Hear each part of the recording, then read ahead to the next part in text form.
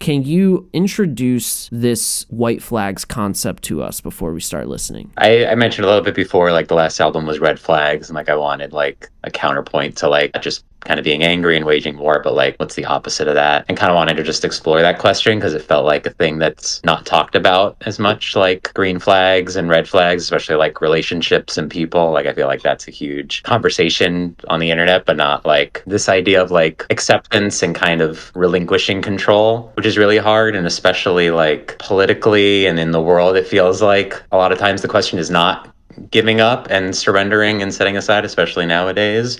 But it's also been really hard to like always be waging war and always be fighting for things. And it's just something I believe in my own personal life and struggles of like, I'm not going to accomplish everything that I want and everything that I'm looking to win and succeed at. So how do I set those things aside and kind of really focus and prioritize? And it's hard for me to give up those things that aren't as important, but it all feels important. And just kind of practicing that and meditating on that is kind of what I think the album is about. Hopefully while listening to fun music too, but having a little message behind it.